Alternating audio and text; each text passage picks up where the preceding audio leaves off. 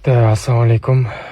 Соңғы жаңалық туралы бір комментировать етіп жіберейін дегенмін. Жалпы мына жерде жазылып тұр ғой, то, что типа личность хакера, типа известен, типа полиция туда-сюда деген сияқты. Типа по факту мошенничество дело қозғалған деп. Мен тағы да айтайын, енді бір пост қылып салайын дегенмін. Мен қарызым бар, заявление жазғандар бар. Мен бір проектін тартып алып, қалған проекттарым енді бәрін бауля лақы ғой, барлығы жүрмей қалғаны бар, басқасы бар. Енді мына жерде жазып қойған ғой, типа в Казахстане полиция типа ищет отросткого хакера после исчезновения семьи дейді.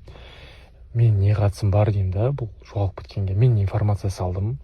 Бұл информация болған шығар, неде полицияда болған шығар. Болды деп те айтайық, ладно, хорошо. Енді жүріп жатқан шығар, енді закрытый дело, типа андай следственный дело жүріп жатқан шығар. Енді мен ол жайында білген жоқпын ғой. Егер полиция алдын ала хабарласа, осындай дело жүріп жатыр, араласпаңдар деп, мен араласып мынандай видео салмайтын едім. Және де маған айтып жатыр, типа ты не можешь типа определить местоположение, откуда у тебя доступ, там сен либо іште бір МВД-дан, там іштегі сотрудниктардан бірден сұрап алып, соны просто видео қылып сала салдым деп. Енді ондай версияға келетін болсақ, мен оған дейін де просто посттар салып жүрдім ғой. Жалпы біреу мойындайды, біреу мойындамайды, типа қолынан келеді, іс келеді, біреулер келмейді деп айту мүмкін. Мен андай халықты резонанс тудырайын деген вообще ойымда болған жоқ бар ғой, жаңағыдай. Чтобы халық ойбай мені қолдап, там полицияны жамандап, мен ондайға шақырып жатқан жоқпын халықты. Мен полиция жұмыс жасап жатқан жоқ деп те айтып жатқан жоқпын. Мен просто бір нәрсені түсіне алмай жатқаным. Мен енді осы видеодан кейін мені розыскқа беріп туда-сюда деп жатыр ғой. Енді ладно, хорошо. Мені розыскқа беріп, менің прошлый қарыздарымды айтып, мені сөйтіп не істерсіздер, енді жаман жағынан көрсетерсіздер там да. Шіртіңдер деп приказ келген шығар, енді сол үшін осы пабликтерге шығартып жатқан шығарсыздар, я так понимаю. Бірақ енді қараңыздар, алдына бір әйел адам болды, то что ол шығарды ғой, көріп келмін деп та, ана жерде өліп қалған, ана жерде өліп қалған, оған да бірдеңе деп жатырған сияқты енді. Сол так вот айтайын дегенім, көріпкелдер жалпы жындармен жұмыс жасайды. Енді жындар келіп, шайтандар ғой, енді құлағына келіп сыбырлайды.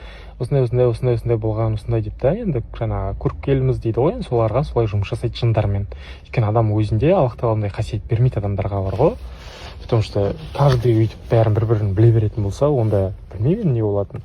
Так вот, мен айтайын дегенім, жаңағы әйелді, допустим, ішке шақырып аласың да, мысалы.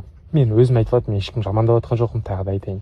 Там МВД, басқа полицияны вообще в целом айтып жатқан жоқпын. Жалпы былай логично ойлайтын болсақ, мысалы сол әйелге сен араластың деп оған дело қозғайтын болса, ол әйел қалай болады екен, қалай жауап береді екен? Жаңағы жындарды ұстап алып допрос сұраймын екен, сонда типа рухия оқып, жаңағыдай аятул курси оқып, солардан сұраймын екен, жындарға сендер неге айтасыңдар қай жерде жатқанын деген сияқты, или қайдан білдіңдер сендер деген сияқты. Или ол әйелге де бір осы жерде өліп жатыр, осы жерде көміп жатыр деп біреу айтты ма екен тоже. Типа енді мен айтып жатыр ғой, сен информацияны іштен алғансың, саған біреу айтқан, сен просто соны видео қылып салғансың деп. Получается, әйелге кім айтты енді сонда? Тоже біреулер айтты ма сонда, іштегі сотрудниктар осы жерге көміп жатыр, соны айта қой просто видеоға деп. Вот сондай моменттар, нюанстар менің миыма сыймай жатыр да. Сосын айтып жатыр ғой енді мына жерде мына. Типа ешқандай полиция жақтан, вообще органдар жақтан, государство жақтан ешқандай қысым болмаған деп. 2024 жылы мен IT школа ашам деген кезде маған келді, бір госорганнан адамдар келді. Мен тағы да резонанс жасау үшін немесе басқа емес, просто өзімді осы жерде айту керекпін ғой енді. Не болды, қалай халыққа объяснение беру керекпін ғой енді. Қазір халықтың назарында отырғаннан кейін. Без паники, без ничего, спокойно деген сияқты да. Сол айтып жатыр енді да маған. Ешқандай қысым болмаған, оған ол өтірік типа андай жаңа ответственностьтан қашу үшін жазып қойған типа солай айтып жатыр деп. Ол на самом деле олай емес, на пабликтарға да жаңа информация алатын кезде бірінші біліп алу керек. Қараңыздар, мына жерде менде аудиозапись бар, мына қазір видео түсіріп отқан телефонымда, но просто соның скрины. 2024 жылдың 3 ноябрінде маған шынымен үй жаққа келіп бір сотрудниктар наезд берген кәдімгідей. Осылай искусственный дело қозғап, надо будет отырғызып тастаймыз. Мен олардың пока аттарын, фамилиясын айтқым келіп тұрған жоқ.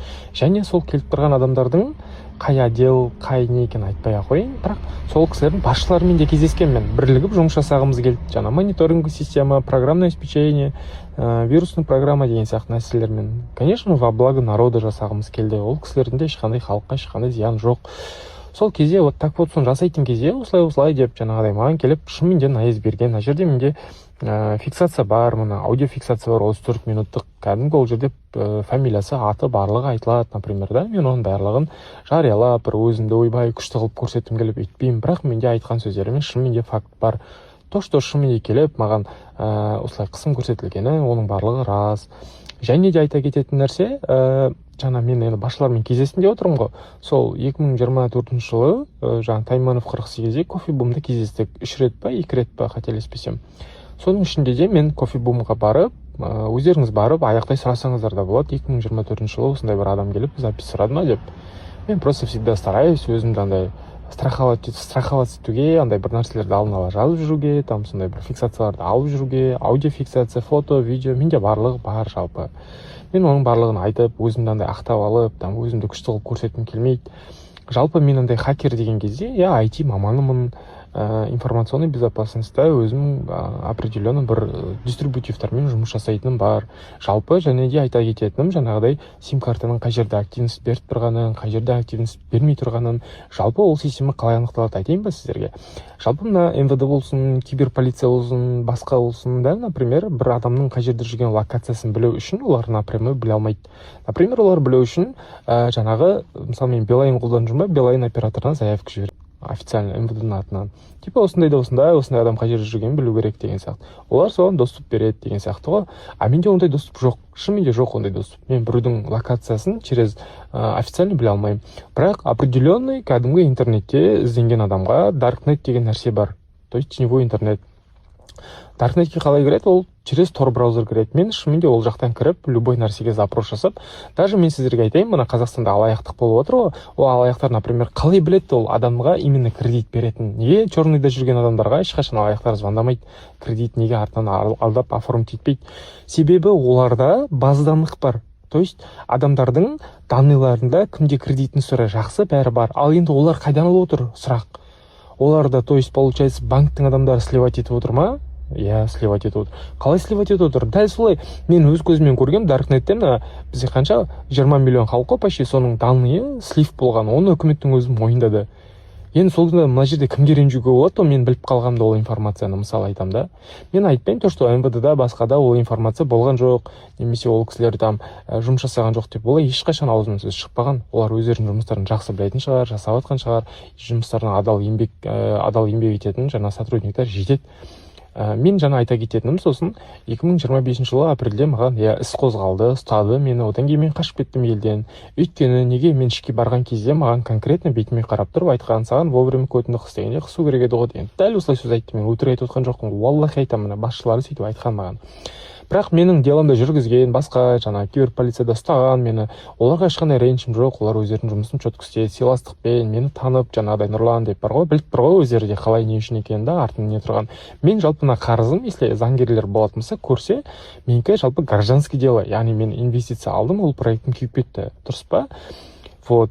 Енді қараңыздар, мен бір кісілерге еще көмектесем деп, көмектесе алмай қалдым. Оның көмектесе алмай қалғаныма себеп тоже бар. Осының кесірінен осы нәрселердің бар ғой. Ол кісілер алып енді заявление жазады ғой.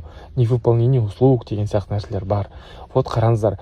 Енді мен жаңағы темаға қайтып оралайын. Мен қалай білдім жалпы мына кісілердің даныларын? Мен шынымды айтайын, мен МВД-ның жаңа айтып жатыр ғой, базасына кіріп ол информацияны ұрлаған, басқа хакерлер айтып жатыр якобы деп. Жоқ, мен ешқай жерден ешқандай информация ұрлаған жоқпын. Доступный информация маған алдыма келді, осылай доступный информация, сол бойынша видео түсірдім. Егер полиция жақтан алдын ала біз осы іс бойынша, қылмыстық іс бойынша жұмыс жүріп жатыр, араласпаңдар деп официально мен көрген болсам көзіммен, мен араласып бұл видеоны түсірмес едім. Маған просто адамдар айтты, мен жалпы қараңыздар, бұл паника болмастан бұрын мен өзім айтқам, осыны көрейінші іздеп деп. Мен как всегда солай салам, например, жаңа наркота, басқа деген сияқты да. Іздеп көрем, өз бетімше, например, ізденем, қарайым, видео түсірем, мен контентім сондай ол. Вот. Осы жолы просто мен жаңа полициядан бұрын информация беріп сөйтіп қойған үшін барлығы қазір полицияны жамандап жатыр. Негізінде полицияны жамандамай қойыңыздар, оны жамандаған сайын кесірі маған тиіп жатыр, көріп тұрсыздар ғой. Халықтың барлығы шулап. Енді мен ойлаймын, мен мына қарызымды жауып тастайтын болсам, маған басқа енді айтатын нәрсе болмайтын шығар деп ойлаймын. Вот. Сол айта кетейін деген нәрсе. Жалпы кімнің қай жерде жүргенін информацияны, например, ол провайдерский системаның операторларының ішіндегі сотрудниктардың өздерінде слив жасап отыратындар бар. Допустим, менде ол программное обеспечение болмады дегеннің өзінде де оны тауып алу, ондай информацияны жетеді. Қазір деген ақшасын берсең, любой информацияны әкеліп береді ғой алдыңа. Вот дәл солай. Сондықтан мені қатты осуждать ете бермеңіздер солай. Мынау ешқандай қолынан іс келмейді, бұл просто алғанда дайын ақпаратты сливать етіп жіберген деп. Енді дайын ақпаратты мен қайдан алдым? Сол нәрсені дәлелдесеңіздерші, енді сіздердің именно МВД-дан алғанымды болды. Сол кезде халық айтады ғой, міне мынау МВД-дан алған, кәдімгі дейді, по факту көрсетіңіздер, міне осы адамға осы нені информацияны берген, бұл алғанда видео салған деп. Сонымен тема жабылады ғой. Если конкретно солай болған болса, кім ақ, соған құдай жақ. Мен өзімді ақпын деп жатқан жоқпын, просто мен жайында осындай әңгімелер болып жатқаннан кейін бір ауыз сөз ақпарат берейін дегенім. Мына жерде аудионы қосқым келіп тұрған жоқ пока. Өйткені ол кісілерде тоже андай не істегім келіп тұрған жоқ, жамандап, өйткені ол кісілер конкретно прямой маған қазір еш нәрсе істеп жатқан жоқ. Сосын жазыпты көп пабликтарда тоже информация берген кезде дұрыстап беріңіздер сіздер өтініш. Жаңа ғана маған угрожать еткен, КМБ-дан шыққан, басқа деп. КМБ-дан емес ол. Мен білем қай жерден кім шығып тұрған, бірақ оны айта алмаймын. Тоже резонанс тудырғым келмейді, әр нәрсеге бар ғой.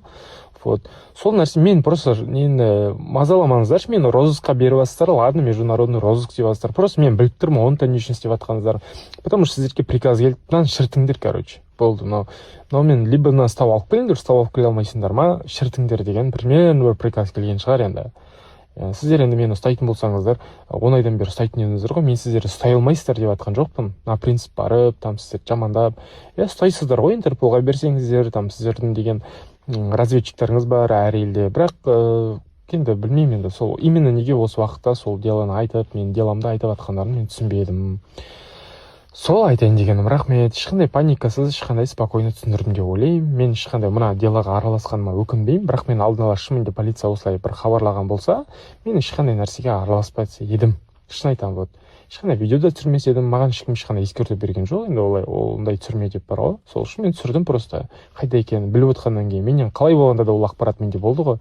Өзім зерттеу жүргіздім, уақыттарын шығардым. Енді барлық уақыттарына жер жазған ғой, уақыттар бәрі сәйкес келіп тұр. Енді сәйкес келіп тұрады ғой, енді единый провайдерский системадағы определенный данныйлар деген бірдей болады ғой, в точь. Сим-карта қашан өшті, қашан қосты. Мен айтпаймын то, что там провайдерский системаның қателігі деп. Ол олай емес, ол мен олардың да безопасности мықты. Вообще в целом Қазақстанда жаңағыдай қалай айтсам болады, цифровизация жақсы дамып жатыр бізде. Вот. Мен ол жағын, мен ешқандай елдің там интернет нашар, анау тесік деп жамандап жатқан жоқпын ғой. Жақсы, өте керемет. Біздің государствода жақсы жұмыс жасап жатыр. Мен ешкім жамандау мақсатында бір мен оппозиционер емеспін ғой, там ана акимат президенті жамандайтын ондай емеспін мен әшейін бір адаммын, IT маманда жүрген, осы контент түсіріп болды. Сол айтайын дегенім. Тағы не мәселе бар айта кететін? Жаңа енді мына пабликтарды бар емес па? Мына пабликтар информацияны енді кәдімгі жоқ беріп жатыр екен. Осы пабликтарға да бір ауыз сөз ескертуім. Жалпы мен угрожать етпеймін, то, что сіздердің пабликтеріңізді взломать етейін басқа деп. Қазір Инстаграмда безопасности мықты ғой, видео верификация басқа, аутентификациялар бар неше түрлі да. Бірақ мынандай нәрсе бар, типа атака бар да, ботпен теневой банға жіберіп жүруге болады. Ол нәрседен ешқашан шықпайсыздар сіздер. Вот. Сосын жаңа розыск мәселесінде мен қазір Дубайда емеспін. Және мен системаны білем, қалай жұмыс жасайтынын, қалай адамның по локация шығаратынын. Яғни, например, мен сим-картамен ешқандай Қазақстан сим-карта қосылып тұрған жоқ. Вообще, чтобы қазақстандық сим-картаны заявка жіберіп, мен қай жерде жүрген определять етіп алатындай. И вообще, в целом, мен туда-сюда передвигаюсь уже. Вот сол кезде, мысалы, переключение сетевой вышкіден сетевой вышкіге болады. Мен білем, қалай адамды іздейтін, қандай вирусный программалар бар, Androidқа қалай жұмыс жасайды, iOS-қа. Біз енді Қазақстанда iOS-қа қатты разрабатывать ете алмай жатыр, бірақ Android ұстап жүрген болсам, енді мен локациям шығаруға болатын еді, бірақ iOS-та более безопасно енді. И мен қалай трафик считываться етеді, там, да, мен VPN қолданбаймын, VPN деген просто местоположение IP-ді скрывать етеді ғой, басқа, типа, трафикті зашифровать етеді да, оны расшифровать етіп тауып да оңай, оның барлығын білем. Даже Wi-Fi-да отырған кезде роутерда там, роутердің MAC адресі қалай болып жатыр, одан трафик қалай считываться етіп жатыр через Wi-Fi, там, типа, Google аккаунт, басқа, Instagram, ID, IP-шкамен запрос шығарып, ID-ні тауып алу да қиын емес. По идее, пересечение границаға заявка жіберіп, қай елде жүргенде шығаруға болады ғой. Но бірақ в целом мені ұстағанда да енді осы дело бойынша қозғап отырғызса проблема жоқ қой. Оған